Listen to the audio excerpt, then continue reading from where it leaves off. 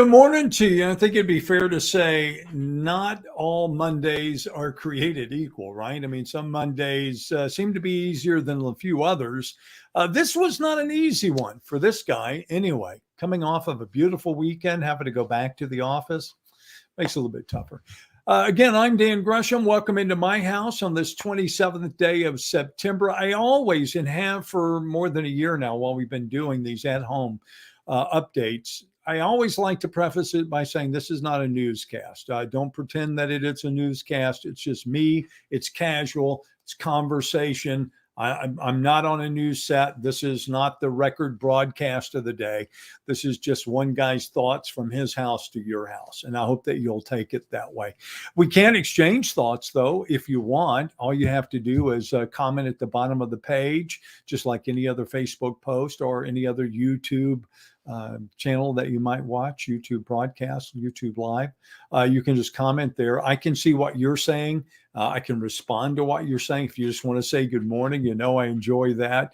If you want to tell me where you're watching from, we have people who watch on a regular basis who don't live in Southeast Texas. And that's always kind of cool because it kind of proves to you the power of the internet. We have people who watch in Illinois. We have people who watch out in Wisconsin. I know a couple that are in Michigan that watch. Also, of course, a lot of folks not in Southeast Texas here in the state of Texas. You ever notice when you want to travel? Ooh, I sounded like Andy Rooney there. You ever wonder, right? You have to be of a certain age to even know who Andy Rooney is. Check myself there. But yeah, 60 Minutes, Andy Rooney. If you're over the age of 50, you know what I'm talking about. But anyway, he was a pretty interesting commentator. But I have noticed that when you want to travel and you live in Beaumont, it's like everything is a good jump, because we're right there. We might as well say we're in Louisiana for all intent and purposes, right? Because if you want to go to San Antonio, you're driving, halfway across the state. If you want to get to El Paso, you got a good Amarillo, 12 hours to Amarillo from Beaumont, probably. So, then of course, now if you want to go east, you do have the advantage of already being across the state of Texas. I digress, but it's Monday. So let's check in, see who is up with us this morning as we get. I hope everybody had a great weekend. It really was nice. Good morning, Kim. Good to see you. Hi, Linda is here this morning. Cassandra is here. Good morning to you. Hi, Linda Zachary. Carlene is here. Loretta is here. Yeah, I know, Loretta, you don't do coffee, you do tea. But for me, it is definitely the coffee club. David headed to Beaumont. Come on, brother. You're not going to have a problem. Streets are clear and the weather is terrific. Hi, Tammy. Nice to see you there in Lumberton as well. Flora is already saying goodbye. Flora, where are you going? Hang in there. We'll get to you. Nina, good morning to you. Nice to see you there in Mauriceville. Kevin is up with us this morning. Also, Lisa Harris is here. Like I say, I love seeing your comments. I enjoy reading your comments. If I don't read it while we're live on Facebook, believe me, I read them. I read every one of them. So if you'd like to weigh in with a topic you want to have discussed, or again, you just want to kind of say hello, you can certainly do that. We welcome everybody. Going to ask you to do me a favor too. If you will, hit me with a like, if you don't mind, before you go. It's just a good way for us to show Facebook and YouTube that there are people watching. There's something called analytics. You don't have to be part of that or familiar with it, but it's the numbers and the formula that they put together there on Facebook and how you get the word out that you're doing something. Rachel, please tell my husband, Carl, happy birthday. Carl, happy birthday. I have no idea what birthday it is, but it doesn't matter. When you get to reach a certain age, I always say congratulations on surviving another 365. But in your case, Carl, just happy birthday to you. And Rachel, very nice thought to pass it along to him. Hi, Tina. Everybody could say, you can all say happy birthday to Carl if you want to this morning. Hazel, good morning to you as well. See, Nina says happy birthday, Carl. We'll have a few of those. Join in this morning if you want. All right, let's jump into it. We always try to hit some of the topics that are going on, make you aware of things that are happening. Maybe you slept in this morning or through the weekend. You really haven't been paying attention to what's going on. That's okay. That's why we're here in a very casual way. For example, KFDM.com, good place to go if you're looking for local news. There are a lot of places you can go, and you can get state and you can get national, but if you want local news, this is a good place to start. A very sad story this morning for a number of reasons on a number of levels. When the headline reads, Beaumont police arrest a 14-year-old who's accused of shooting and killing a man. Now, there's not a whole lot to this story because the investigation is ongoing, but you will see a statement from the Beaumont Police Department that talks about what they discovered. They discovered a man, 25-year-old, shot and somehow tied all the evidence back to this 14-year-old juvenile who was arrested yesterday. I'm sure we'll hear more about this, and I'm sure we'll know more about what happened. You also had a deadly shooting in Port Arthur over the weekend as well. Now, I have a question for you, and it's just that. It's, I guess, a rhetorical question, but do you feel like in today's world, when you read local news or when you see local news, that there is more violence, that you see more stories about fatal shootings or homicides?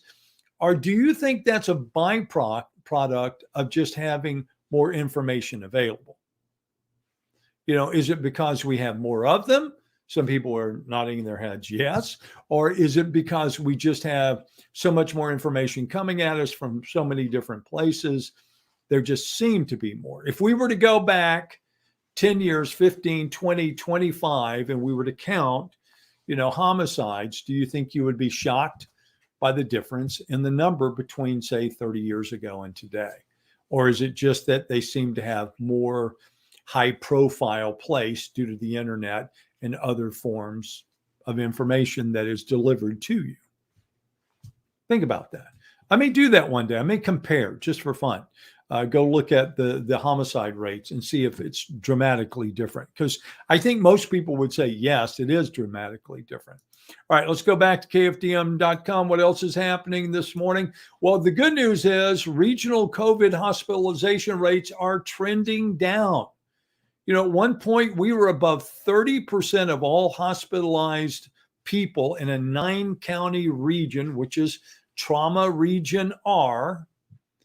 We were above 31, 32%. We're now down to 18.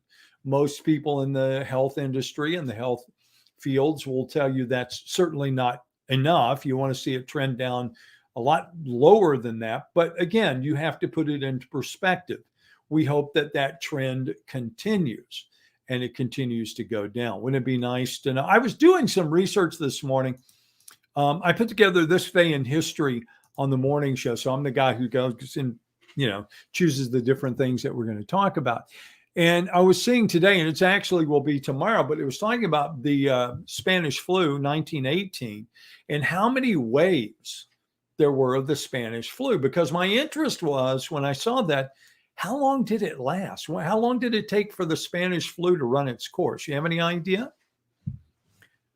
1.5 to 2 years, depends on who you ask. And there were approximately 4 waves of the Spanish flu before it was, and again, it never went completely away, but it diminished to the point that it was not of overwhelming concern. It still happened, but it was not killing people at the rate that it was at the height of the pandemic. So it'll be interesting to see where we go with this one. Again, trending numbers looking good, but we're going to have to continue to watch what's going on.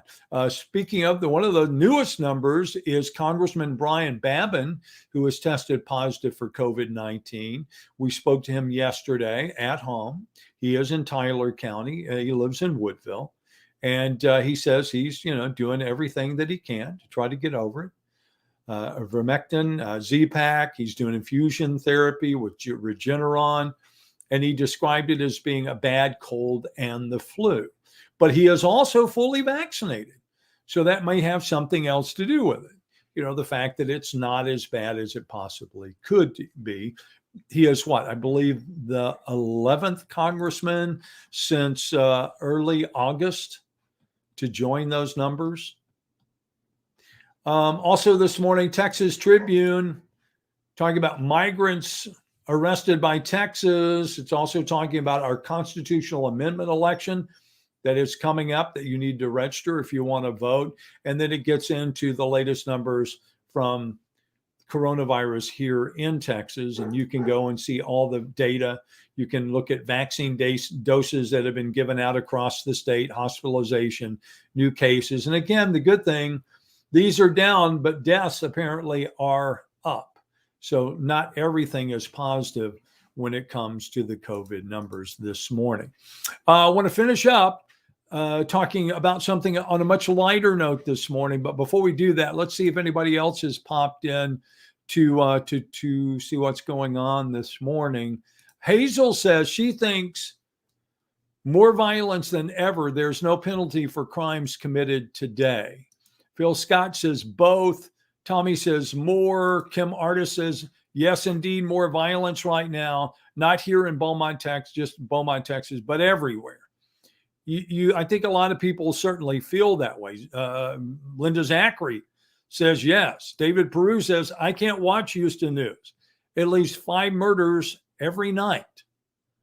So whether it's real or not, the perception certainly is that we live in a much more violent world based on news headlines. Interesting. Again, I think that if we go and look at real numbers, we might be a little bit surprised.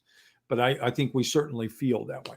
All right, so we've taken enough of your time this morning. It's a Monday. I've got things to do, and I know you've got things to do too. So we always like to end, if this is your first time to join us for our at-home update, we always like to end on something light. And today, if you don't know, the Texas State Fair began over the weekend, opened, I believe, Thursday or Friday of last week in Dallas. But Texas Monthly has a really good story by Daniel Vaughn. It says, food fair without setting foot in the state fair. So there are Dallas-Fort Worth restaurants that are doing like over-the-top things that they'll be doing at the state fair through October the 17th. And, you know, you can go and consume them. Now, some of them, look at this, Buc-ee's. You know, he says most of these things would probably be fair food. And a lot, you know, like, I guess beaver nuggets would be included in that, right? Then he goes through some of the different places, barbecue joints that you can go and check out some unusual or different food. But, you know, it's, to me, if you're not having a corny dog, you're not at the state fair. We had that conversation this morning on the television show. I was asking everybody, because when I grew up, that's what we called them corny dogs at my house. I don't know why. And most of the people I knew call them corny dogs, but that's what Fletcher's, which has made a name for itself at the Texas State Fair, selling hot dogs or wieners that are covered in cornbread and then fried, right? They've made a huge living out of calling them corny dogs. And that's just how it translated. But the question was, at your house, are they corn dogs or corny dogs? Now, it doesn't really matter, but that's what they are. And of all the fair foods, that's one of those for a lot of folks. It's just, you know, that's what you remember from your childhood when you went to the fair was a corny dog or a corn dog. But you can still get it if you've never been. Let me encourage you, if you've never been, it is really, to me, maybe you don't go every year, but it is certainly a once in a lifetime bucket list experience to walk in, see Big Tech, say howdy, and then get on in. And I used to love to go to the car shows that were at the state fair because they always had the latest and the greatest, and they always had all the prototypes that you would only see in magazines at the state fair in Dallas. What's the old song? Our state fair is the best state fair. I believe if you go back and look, a movie and a musical based on the Texas State Fair. All right, that is it for me this morning. I've got things to do. As I said, I know you do too. Don't forget, you can always catch up on what's happening across Southeast Texas by going to KFDM.com, Fox4Beaumont.com, plus, of course, our Facebook pages.